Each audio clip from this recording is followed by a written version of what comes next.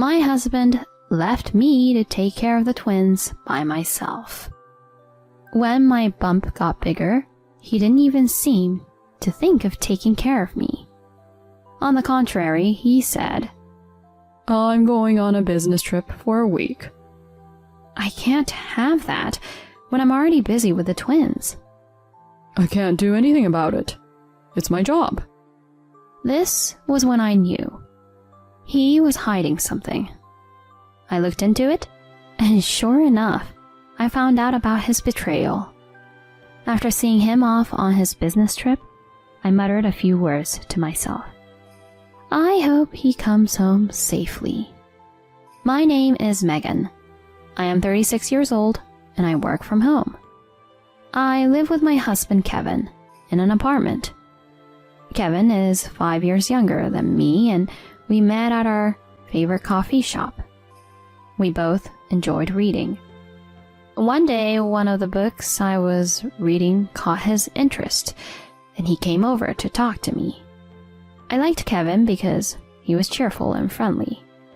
However, he is younger than me, so I didn't see him as a romantic interest at first.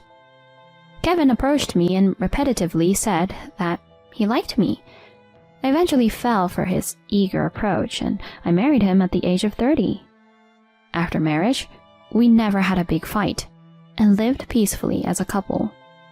But there was something that bothered me all the time. That problem is my inability to have children. We had been trying to conceive a child since the second year of our marriage, but there was no sign at all.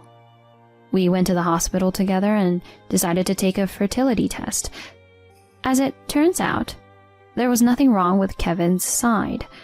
Instead, it turned out that I was the one who had the difficulty. We later underwent fertility treatment, which was physically and emotionally demanding. It was expensive and stressful. Eventually, Kevin got frustrated and started taking it out on me. I didn't resist it because it was my fault that we couldn't have children. One day, Kevin, who was fed up with the fertility treatment, said, "Why don't we spend the rest of our lives, just the two of us?" But I couldn't give up on our child. I'm begging you, please, keep with me for a little longer. I really want to have a baby with you. I'll give up when I approach my 40s. Kevin grudgingly accepted my desperate request, and so it went. And so, after a series of fertility treatments, I finally managed to conceive. And I'm super happy because we're expecting twins. My parents, friends, and in-laws all congratulated me on this pregnancy. I'm so happy. I'm going to raise them well. My relationship with Kevin, which has been strained lately, should be better now. I was thinking of the days I would spend with him and the twins. I'd never raised a child before, but I'd done my homework beforehand and I thought I'd be fine. However, raising twins was much harder than I expected. I can only regret that I was so naive about this.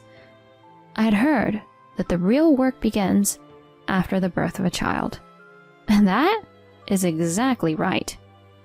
First of all, of course, it takes twice as much effort. Breastfeeding, changing diapers, bathing, putting the child to bed, and other daily care for 2 children is needed. One child needs to be fed 8 to 10 times, but twins needs to be fed 16 to 20 times. In addition, the timing of breastfeeding is not always the same for twins. While I'm feeding one of them, the other one starts crying. And when I feed them, the other one gets impatient. And that repeats all over again. Changing a diaper is the same as breastfeeding. The timing is not the same. And sometimes, while you're changing a diaper, the other one's diaper gets dirty. When that happens, it takes time to get a change of clothes and a new diaper. In addition, children often spit up milk, sweat, and get their clothes dirty from changing diapers. So they need to be changed frequently. Just when you think you've changed their clothes, 5 minutes later, they're already wetting their pants. And if you're holding them in your arms, even your clothes needs to be washed. This happened ever so often. It takes a lot of time and effort just to change their clothes and wash them. And of course, it costs twice as much to raise twins, which is a huge financial burden. When I think of the cost of buying diapers, milk, and clothes, it's a little discouraging. And they both cry so much at night that I couldn't get a good night's sleep. They cried for a long time, and it was hard to get them to sleep, even if I held them in my arms and soothed them. Just when I thought I could finally get to sleep, one of them would start crying, and the other would wake up. I couldn't sleep properly, and was about to collapse every day. I had to concentrate on raising the twins, so I had to take a leave from my work, though I worked from home. My mother also works and cannot help me with childcare. My mother-in-law lives far away, so I could not rely on her. They say you should rest your body after childbirth, but it was not possible at all. I had just given birth to twins, but I had to struggle on my own. By the way, as for Kevin, he was of no help at all. To be more precise, he was uncooperative from the beginning. When Kevin saw the newborns, his first words were, "Didn't know babies look like monkeys. Not cute at all, eh?" and laughed. He even jokingly asked me, "Are they really my babies?" to me, tired after giving birth. My husband leaves all the housework and childcare to me because of his work. When we didn't have children, it was fine. But now that I have 2 newborns, I'm annoyed that he doesn't try to do anything. When I try to get him to help, he says he can't because he doesn't know how to do it. It's my first time raising kids, so I don't know how to do it either. Even though it was his own children, Kevin was somewhat of an outsider when it came to raising them. I've tried to talk to him about it, but it always ends in failure. Kevin, I know you're busy with work, but I'm barely postpartum, and this is the hardest time for raising children. You're a father now too, so you need to take on a little more responsibility. Can't you come home a little earlier and help me out?" Then he turned his head to the side. "What? Thanks to my hard work, you can relax at home. Don't you understand that? And you want me to take care of the kids and do the housework when I'm exhausted from work?" You're kidding, right? I want to work too, but I can't right now. And I'm not home to relax. I don't sleep enough every night. Why can't you help me a little with the housework and childcare? Kevin had no intention of agreeing, and the discussion had no end. Finally, Kevin throws a tantrum and forces to end the conversation. "Gosh, I can't even rest at home. You know, I've been through a lot with your infertility. And just when I thought I'd finally be free from those treatments, this happens. If this is what's going to be like, I wish we'd never had kids at all." Kevin spat out those words and went back to his room. I had my head down in despair. Maybe it was selfish of me to want to have children. Unlike me, Kevin didn't really want to have children, and in retrospect, he was reluctant to try fertility treatments. When I think back, Kevin's attitude gradually became colder and colder after I became pregnant and my hyperemesis became worse. He would yell at me angrily if I neglected my chores or was sleeping because I was sick. I felt guilty for putting him through infertility treatment, so I just put up with his verbal abuse. Maybe he'll change a little after the baby is born. Or so I thought. But instead of changing, it just got worse and worse. Our marriage rapidly declined, and we stopped seeing each other, even inside the house. Then one day, Kevin said something unbelievable. We were taking care of 1-week-old twins, and yet he was going on a business trip for a week. It's an important job and I can't afford to miss it. I'll be off the phone while I'm away, so please don't call me. No texts, no emails. No way. Can't you get someone to change? I'm still postpartum, so I can't move much if anything happens. Who am I going to turn to if something happens to the kids? Kevin didn't listen to my desperate attempts to persuade him. What? Don't try to get me to help. I'm working. My husband puts his job first and brushed off my request. But I could tell. He is lying. He doesn't know it, but he has a habit of rubbing the bridge of his nose when he lies. I know this is a woman's intuition, but when he lied about going on a business trip, for some reason, I felt like I couldn't let it slide.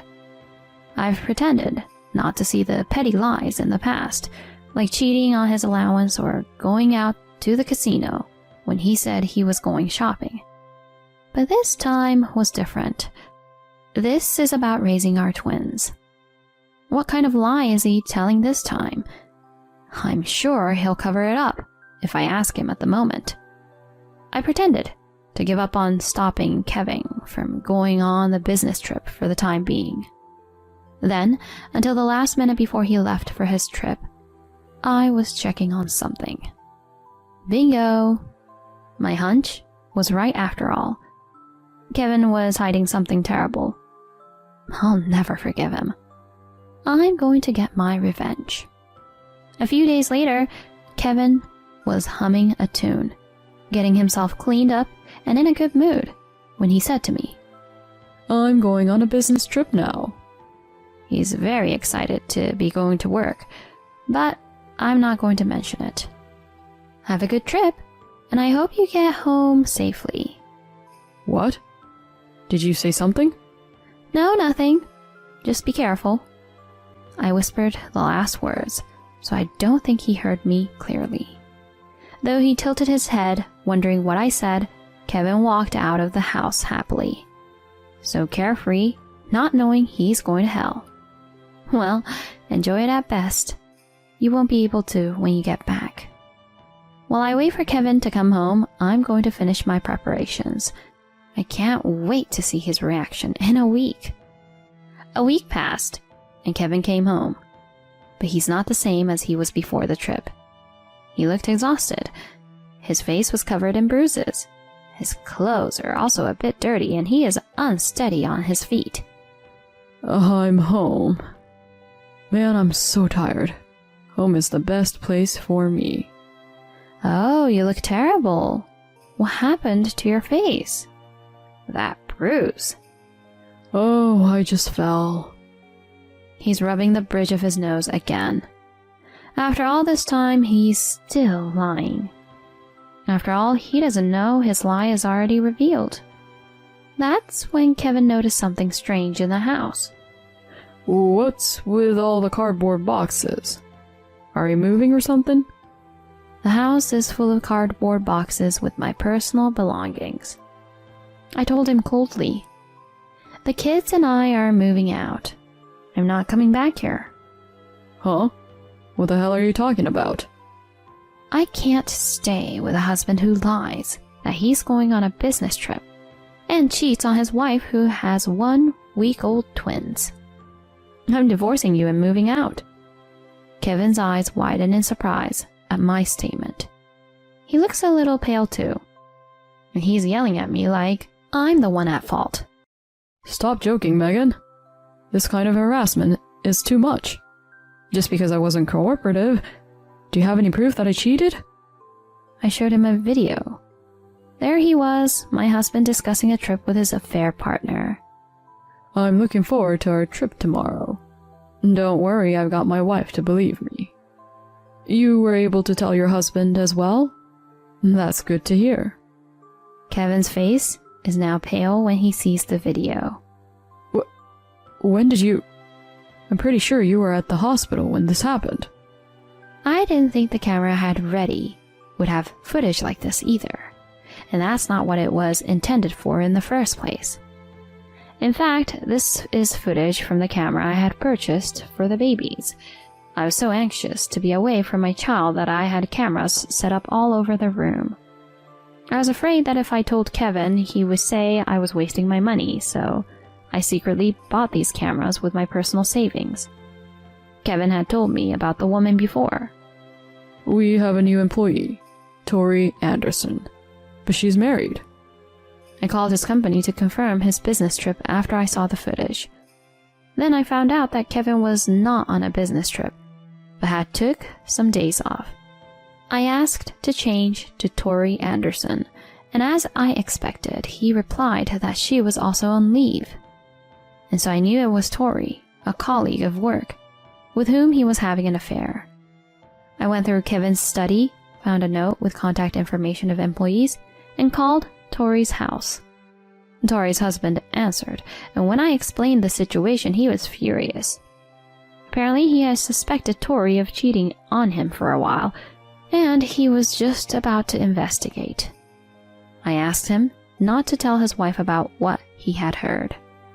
The day before Kevin came back from his business trip, Tori's husband contacted me and told me what had happened.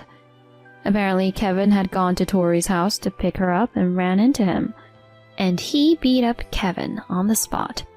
That's why he had a bruised face. He couldn't possibly go home, so he spent some time in a hotel and finally came home. Kevin couldn't say anything and was just standing in front of me with his mouth hanging open. Then someone jumped in. What are you doing here, Mom and Dad? It was my parents-in-law, their faces red with anger, who came into the living room. I called them and asked them to watch the video from the camera. In a fit of rage, my father-in-law punched Kevin in the face. He ended up with another bruise on his face. How can you do something so stupid? You're not my son anymore. More yelling came from behind me. I'm taking my daughter and grandchildren home. Such an unbelievable man. He's the worst. Oh, Mom and Dad.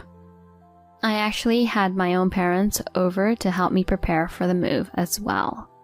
My mom was hugging the kids and glaring coldly at Kevin. My father-in-law had tears in his eyes as he slapped Kevin in the face and cursed at him for being such a stupid son. Kevin's complexion was terrible as he was surrounded by both of our parents. There, I dropped another bomb on him. Oh yeah, I called the president of your company. That you were having an affair with a married woman on your days off. They've already found out about it.